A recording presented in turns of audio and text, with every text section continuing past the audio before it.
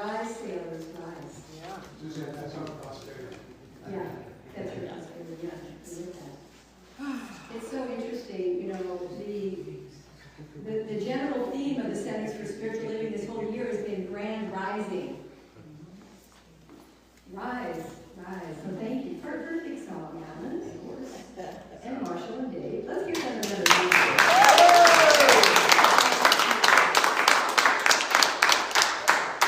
So the theme in this month of the Centers for Spiritual Living is power to the people. And I've been talking a lot the last couple weeks about the power, different ways of power.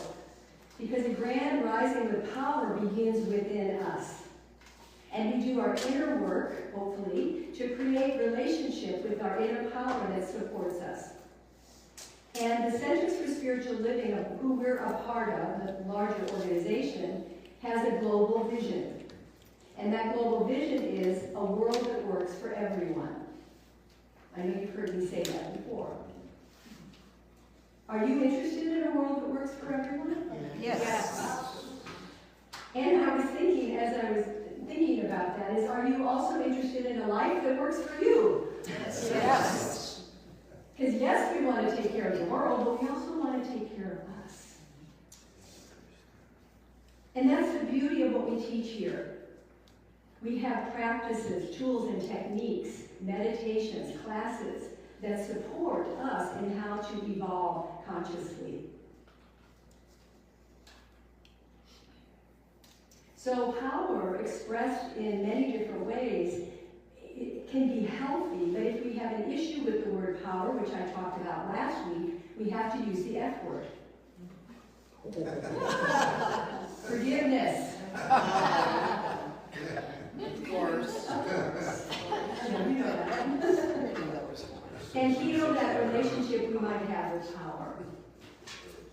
Because power is really not a bad word. And remember last week or 2 weeks ago I talked about the ABCs. Students of Truth, what does the ABC stand for? Awareness builds consciousness. You did it. Wow. Awareness builds consciousness. Man. So we have to be aware. And I also talked about, from Deepak Chopra's book, Superbrain, aware is good, but self-aware is even better. Yeah. There's just that little extra step. So Ernest Holmes is the founder of the religious science of mind, and he says, our mental attitudes are our most priceless possessions. Think about that. Yes, that's true. The deep issues of our thought can make us or unmake us. That which seemingly opposes us in the world can be overcome and dissolved by right thinking, if our motives are right. The universe is our field of opportunity. It is the great laboratory in which those who know the power of the mind can work miracles. We can have and become whatever we desire, providing we establish great ideas with our consciousness. The intelligence that created us requires our cooperation with the laws of right thinking based on right motives. We have to cooperate. Actually, that's a good thing. Because you are an expression of God's intelligence. Think about that. I am an expression of God's intelligence. Ooh, that makes me stand up straight. So I'd like you to say, I am an expression of God's intelligence. I am an expression of God's intelligence. Hear that. Say it again. I am an expression of God's intelligence. Or use a different word than God if that doesn't light you up. I am an expression of the divine's intelligence. I am an expression of the infinite wisdom, life's intelligence, the universal intelligence. It doesn't matter. You each are an expression, a unique expression. Ernest Holmes said in his famous sermon by the sea, he calls us to be for something and against nothing. Boy, this time, Yeah. in November, for something and against nothing. Ooh, that's a little challenging, maybe. But stand allows us to stand strongly for principle, that we are clear, kind, and unmoved, regardless of what the world around us looks like or says. Wow, that's our spiritual practice, isn't it? To stay rooted and grounded. We envision a world that works for everyone and for all creation. So we can ask ourselves, what does a world that works for everyone look and feel like to me?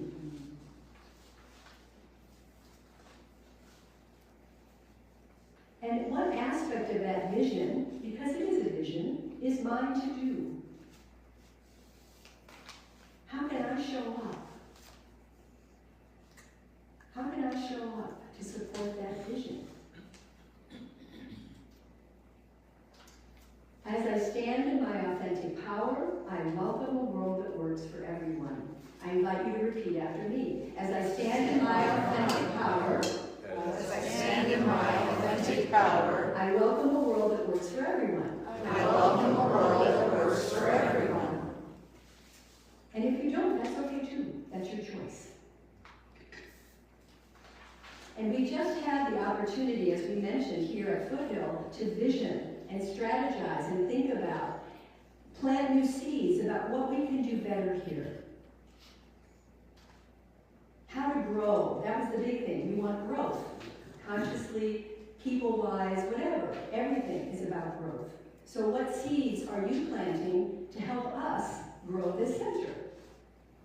And Reverend Barbara's going to share about that in a few minutes. Have you ever heard of Socrates? Yes. What did you say? Ask what? Ask, not whatever. This is what he said. The secret of change is to focus all your energy not on fighting the old, but on building the new. Right. Being for something and against nothing. Same thing. And every single person, every single one of you can help bring this global vision to life. Every one of us can do something, because you make a difference. You all make a difference in how you show up. In your family, in your community, at the grocery store. How are you showing up? As I stand in my authentic power, As I stand in my authentic power, I welcome a world that works for everyone. I welcome a world that works for everyone. So I want to read a story about aspen trees. From Mark Nebo. I read from him a lot. This is from his book, More Together Than Alone. And I'd like to share this story because I think it really fits in with the idea of vision, connection, power. Above ground, aspens grow as individual trees, but below ground, they're enlivened by one interconnected set of roots. They are the most expansive growth of trees to share a common root system. This means they are one living organism and one living community at the same time. This is a powerful metaphor for how inextricably knit the life of the individual is with the life of the community. What happens to one tree happens to all aspens in the grove. How do they live as one and many at the same time? How do they communicate with each other? How do they sustain each other? As one living root system, the aspen grove treats each of its trees as a shoot or a limb called a rammet. When an individual tree dies, it's as if the grove loses a branch. The grove then rushes nutrients to the damaged area, the way immune cells rush to the site of an infection. The huge root system allows the rammets that are close to water to absorb and send that nourishment to the other connected trees. When we can accept that all humans share the same invisible root system, we too can rush nutrients to others who are suffering.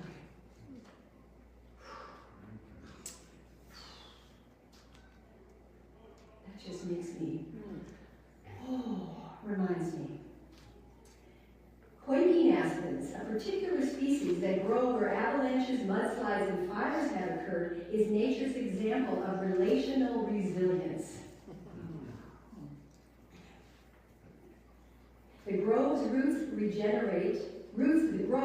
and regenerates most strongly after disasters. Are you getting this? It's powerful. The trees teach us, don't they? Nature teaches us. In Yellowstone National Park, a quaking aspen grove grew out of a 1988 wildfire. This is one of nature's gritty forms of resurrection. Likewise, when we can focus on the clearing made between us, rather than on the disaster that caused it, we can resurrect and flourish like the quaking aspen. This is aspen wisdom, and I think we need it. We need aspen sensitivity, aspen memory, and aspen compassion. We need to learn how to enliven that depth of connectedness whereby we can feel all of humanity while living our very small individual lives.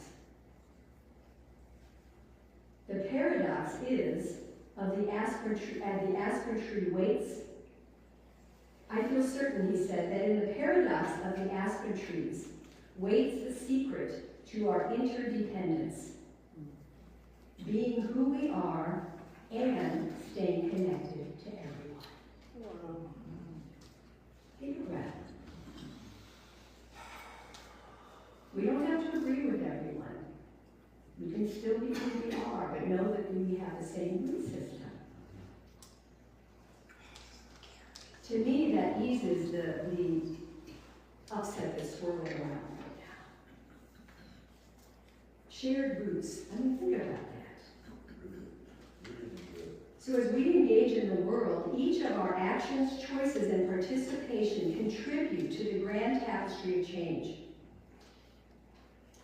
In a pursuit of a world that works for all, we acknowledge the significance of our interconnectedness, our shared roots. Whether you like it or not, we're all shared, we're all in this together. Remember the image of the bird? A bird has a left wing and a right wing, and you need both wings to fly. That's right. The left and the right. It's political. Without saying anything. So Ernest Holmes said, a steadfast determination to attain some purpose, the letting go of all that opposes it, is a complete reliance upon the law of good and an unqualified trust in spirit. This is the real power. Trust in spirit. And I say, creating a world that works for everyone requires conscious and intentional approach, more than passive observation.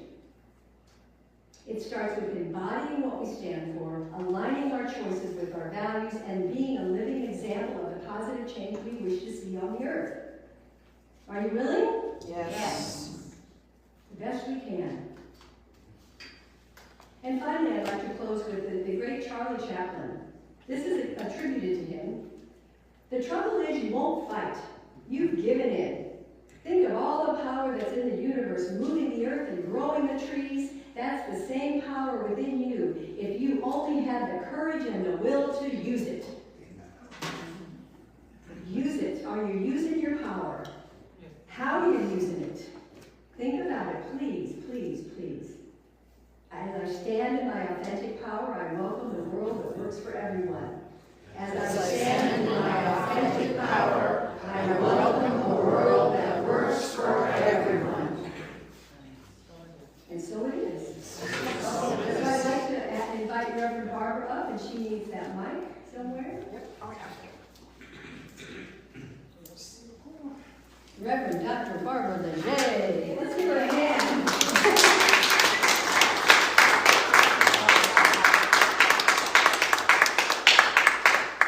Let's push the bottom of it. Yep. There's 100 ideas since I walked in this room. Truly.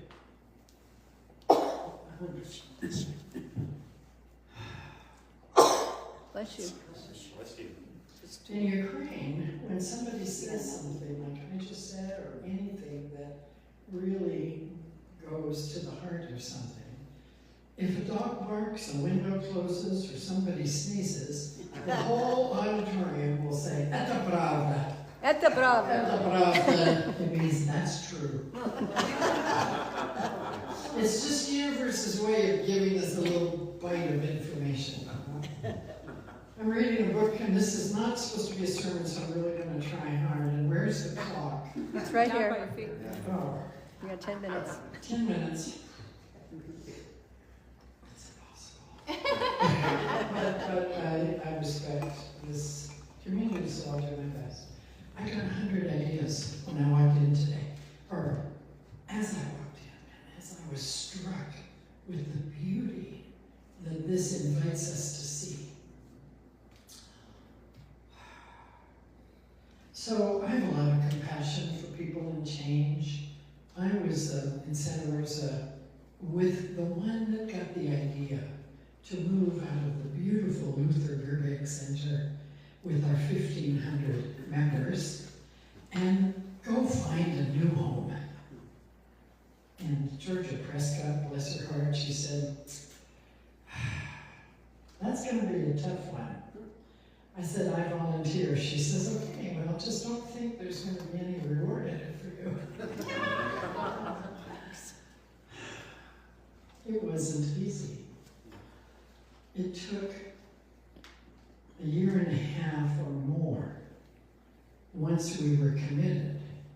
It took a year and a half and several arrows in my back to get to the place of commitment.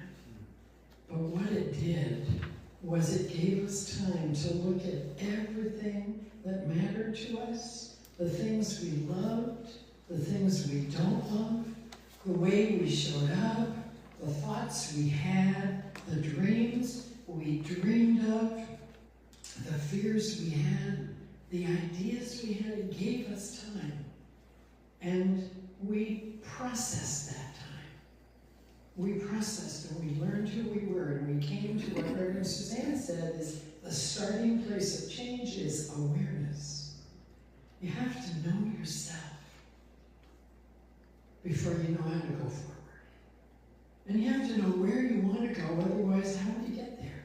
You could go there, well there is really where you want to go, right? So I could say an hour at least about that, but I'm not going to. It's just that Robert Mueller, who was the Undersecretary General for the United Nations many, many years ago, and I'm reading his book now because he was my first mentor. Really, that man used to write to me. And he said, keep track of your ideas. Notice your ideas. They're like lamps that are being turned on by parts of life. And when you think about the root system that we're all connected, you know, why should I be surprised to find Robert Mueller in mine if we're all connected? I could find anybody. Really. It's just your ideas kind of lead you in a certain direction. So, you know, when Reverend Suzanne read that quote this morning about know what you want and know what you don't want, and when you send out what you want with a clear, strong, juicy message, well, the universe says yes to us. And so I'm going to start where I thought I was going to finish, because the quotes that you read and everything you did this morning was so perfect. You could get a copy of this, I think, or you could watch it online and study how to do it. And so it ended with, when you have that fresh wanting of something you've never known you wanted before, but you've got it and it's in your belly and there's some fire on it, and you send it out there, well, that's what life is about. In that fresh wanting, you summon another dose of energy. And whatever you call the thing itself doesn't give us the commands what to do. We actually give it the commands. When we say that, the universe says yes. Like you don't plant seeds in the garden and think the soil is going to spit them out and say, no, I don't want carrots this year. It just grows them, right? It grows what you plant. Well, that's what the universe does too. It grows what you plant. And this teaching is probably the best way to plant that I know of. This teaching is so logical. You can walk yourself out of any hole with this teaching. You can walk yourself out of any fear or doubt or bad habit or shame or anything with this teaching. And if you learn to know yourself, which is where we start, and you know where you want to go, which is what we're invited to learn, and you know how to ask for support, which is what we learn when we're in community, then wild horses will not keep us from our possibilities. They're absolutely guaranteed. But our job is to focus on the thing we want, not the thing we don't want. And there's two quotes I want to share with you from what Reverend Suzanne said. Ernest Holmes said, life is abundant. Expect the best. Then, live in such a way as the best becomes your experience. He didn't say, life is great, it's the best. Keep on doing whatever you want, it'll find you somehow. And then they said, live in such a way as the best becomes your experience, no matter what is going on in that moment. And another one of my heroes, Winston Fuller, said, you don't get what you want by fighting against existing reality. If you want, and just think in a moment, right now, think, what's the reality you want? Here, in this community, we started something this weekend. Half of you who are here have been part of it. And you're all welcome to join it. That's the whole idea. We started with the core of the board. And we added a few longtime volunteers who knew us well. And then we expanded to anybody who wanted to come. And now we're taking all of that and we're going to give it to all of us together so that we're sifting it. So that then we can say, here's what it kind of looks like. Now, what do you think? How does that work? I have all kinds of visions of beautiful boards. I was going to show you today the synthesis of everything we did. But we did so much that last night at midnight, as I was trying to figure out how to make the first beautiful board, and I saw my pen had fallen on my paper about 12 times and made long lines, I just went, just go ahead. But we'll do that, and you'll get that. And Reverend Suzanne and I have work to do to synthesize everything we've done and bring it to you. But I want to just give you the essence that's in my heart. Now, I have lots of paper here, lots. So I'm going to just put it here, just lest I forget myself. But there are 3 things that occurred. But the purpose, someone spoke to it Friday night. It's about time that we know where we're going. It's about time for us to know where we're going. Let's make a plan. So what our purpose was to launch a shared leadership planning process. Shared leadership. That doesn't mean 3 people sitting in a room. That means like those roots. Share. Everybody has a part because everybody's part of it. Not everybody's going to lead it. Not everybody's going to come up with the ideas for it. And not everybody's going to tend it either. But everybody can do something. And that's going to be the process of building this next level of this community. Is finding out what's your something. You know, Mother Teresa says, You may not do great things in the world. You may wish to, and you may not. But you can do everything in a great way. And that's what this moment is asking of us. I want to be part of it more than you can imagine. And I'm going to work to just stay in my place until, if and whenever I'm called back. But I want to share with you just the 3 things that were so clear from the first step, which is we surveyed the board and 4 other people. We had 9 surveys.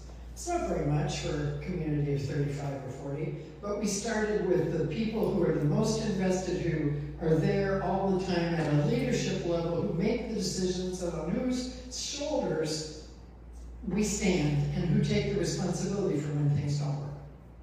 And the results of that, 3 really strong visions. The first, and the most important, was growth. Growth in numbers, growth in consciousness, growth in connection, growth in a sense of, maybe this is my community. Growth in courage, growth in everything that it takes to build it. Growth in money, growth in possibilities. Growth was what was wanted. Second, what was wanted was our space. Our space. Well, and Rick said something so wonderful this morning. He just put his finger right on it. When I was telling him about these 3 goals, he said, well, we had our space for a long time. He reminded me that when change happens, people grieve.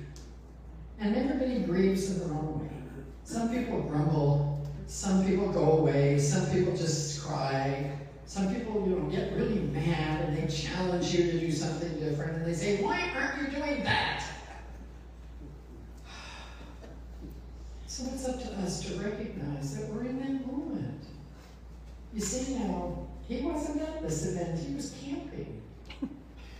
But he brought that such clarity. How did he do it?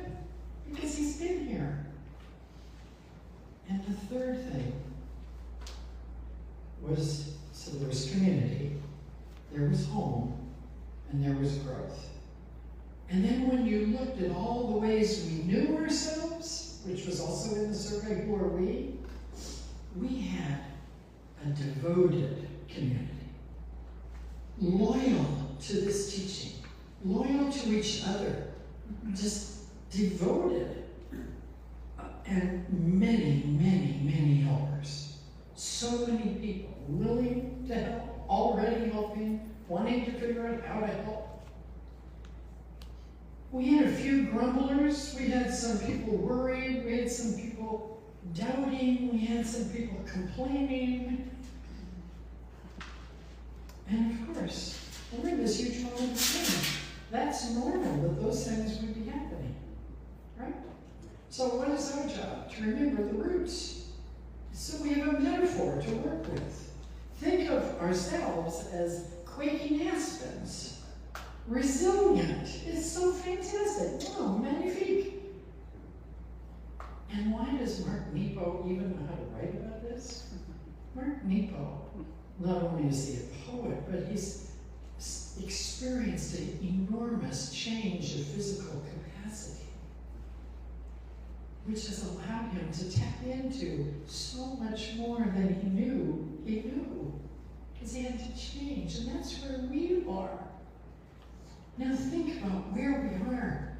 There's room for thousands of people in Auburn for us. Our root system could be huge. What's going to determine it? So we did another survey. On Friday night, we imagined ourselves 3 years from now, and then we looked at what are the things we're proudest of, and then we wrote it all out, and I spent about 10 hours trying to, every time I thought I had it, I said, Suzanne, this is not making sense, and we did look at this, but it did ultimately, around 11:30, make sense. All of the things that we were proud of gathered up into a list of 6 categories. Guess what was on the top of the list? Community. Love of each other. Well, yes, that's part of it. Love of each other. All the stuff that we talked about in the first three, they were all on the second one. The growth, the community, the commitment, the volunteering, the leadership, the possibility, everything was there, only it organized itself differently. It answered the question that we had coming out of the survey, like, okay, how do we get there? So the first survey said, community, home, growth. The second thing that we did, the visioning, or the imagining, said, build consciousness. Become more conscious. So we've become aware of who we are, what we want, what we don't like, what we do like. And now, instead of going out there and trying to tell people how to do it, you, in your own wisdom, 12 votes for growth of consciousness. 12. 6 votes for more classes, taking classes, surrendering to the learning, teaching, being teachable. 6 to get more involved, volunteer more. 2 more to start actively working on the home thing. 2 more who want to step into more leadership stuff, and there's some great ideas. And 1 more willing for self-care. If you put all those together, what you have is a system of how to call people to action and invite that from them. And the last piece is to redo the visioning with the whole community and to do a survey with the whole community that synthesizes what we've got now, what I just shared with you, and asks you, where are you on this map? What's yours? What's your part? And we did, because the topic is vision to action, we did come up with some actions. And I'll just let you know that they fall into the vein of community, home, and growth, interestingly enough. So the actions were, let's go out and let the community know about us. Let's go out and see who wants to know more, who wants to get involved. Let's invite them. Let's get more active in the community and be more welcoming. At the same time, let's be in our community, and so many people wanted more social things. Well, my goodness, I can't think of a more fun place anytime except maybe 2 or 3 months a year where you can't be social here. I mean, it's just everywhere. But you could do it in 100 ways. And so get more social and take more classes are 2 of the action steps that came out of yesterday's board meeting. And from growth is to do a planning process so that we learn together how to build a team at this new level and really build a team that really works. Do it right so everyone feels empowered. Have layers. Don't rush it. I learned the hard way. Boy, when I was doing the new home fund, so I learned some of these things. And the last is about home. It's time for an attitude of gratitude. That's what it's time for. Because this building is not our permanent home. We know that. Because we are more than this. But this building is so inspiring that if we each get given a card every Sunday that says, what part of home does this inspire you to think about? What part of home can you feel when you come here? And you start letting yourself know what you feel good about already, instead of, oh yeah, we gotta go set up those chairs. It's time to let those things go. Set up the chairs, make a song, change the song every Sunday. What's the chair song this week? You know, whatever it takes to make it community. You've got it. You've got it. You have community. You have the vision. It's the time now is to plan and to participate in our growth of consciousness. And out of that comes the right decisions and the end of the quote that Suzanne started.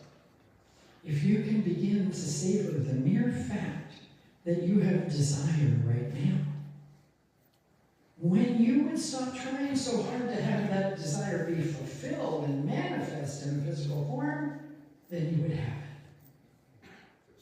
So know that you have desire. Stop efforting and controlling and trying to force everyone into your idea of the desire. Use the thing your strength is, which is community. Get to know each other. Sit next to somebody new every Sunday. Join a team to do something, even if it's just a boil of water. Somebody make a list of what are the things to set up every Sunday and sign up for it. Bring back the consciousness of Annie, who was here when I first came here 20-something years ago, who had a clipboard, and she walked around with her clipboard, and she said, hey, we need people to make the coffee on Sunday. Could you do it? Which week would you like? And you'd sign up, and you loved it because she saw you. There's 100 ways. Life is truly amazing. Take more classes. I'm going to be offering one, I believe, online. Reverend Suzanne has 3 or 4 in the works. Give your best. And remember that we don't just need to have people come who look like us. Here's what I've taught the people in Ukraine, the children, learn grades 1 to 11, and their teachers, and then I'll stop. It's about citizenship. That's what we are. We're citizens of this community. So here's what we say. Citizenship is about honoring our ancestors, standing up for today, and serving and investing in the future well-being of our homeland. Right? That relates to us. Likewise, it challenges us to stand for basic rights and dignity of all citizens. Sometimes some of us feel a little different. I spent most of my life feeling a little different. Sometimes a lot different. I went against the norm. And some of those things I stood for are common facts today, and I'm grateful I did it, even though it wasn't easy. So, stand for those rights for those people, whether they are like us or not, or whether we like them or not. Stand for the rights and dignity of all of those people. It's about dignity. It's about equal treatment of all humanity and all of life. This kind of serious acceptance and service is only possible when we accept and respect ourselves. Imagine living, loving, giving, receiving this kind of acceptance and loving.